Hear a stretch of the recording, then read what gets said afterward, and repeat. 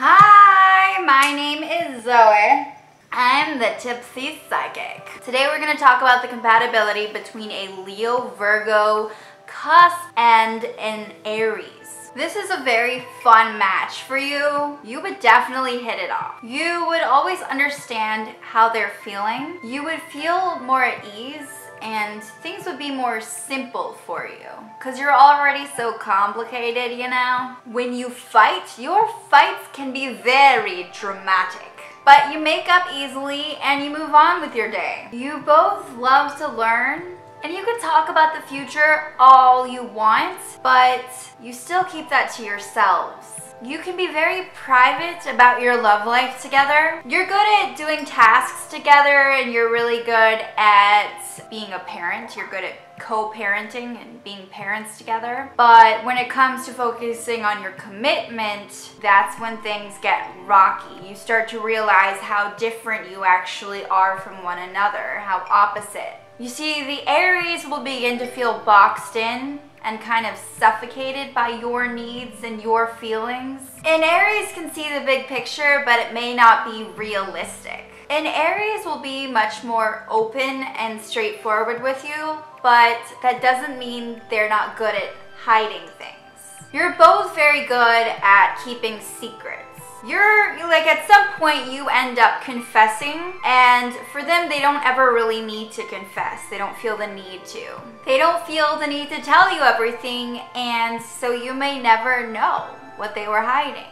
Sex is definitely not what you guys agree on, and it's not the focus of your relationship at all. Trust is very, very important. It's going to be everything. So you're going to have to be able to be honest about each other and kind of work on not being so private, because you both have very private tendencies. And by being honest, it will help you connect on a deeper level. Once you feel that connection, only then can there be a possibility for a serious relationship. An Aries might feel a little overwhelmed by your needs, your desire for emotional support. They will have trouble keeping up with you, and you need to accept that you're both very different. Be mindful, you both aren't usually attracted to each other sexually, and remember to not wall yourself off from the rest of your life. Your family, your friends, your hobbies, those are very important to keep up with. And be completely open and honest. No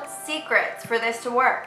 I'm serious. You might see a lot of yourself in an Aries. The stuff that you're not really forward about, the side that you keep hidden, you often see it reflected in your Aries partner. Marriage may not be the best idea. You might be dating an Aries at a time when you are soul searching, kind of like something you have to discover, someone you have to be with to learn what you really need and what you want in life. With this match in particular, I'm not saying all the time for either sign, but together, you don't usually end up wanting kids together. Even if you do get married, you don't want to be parents together and have to sacrifice your needs for another human being. And you're not as forthcoming about yourself as an Aries. If you do decide to have kids, most of the work will probably fall on the Aries.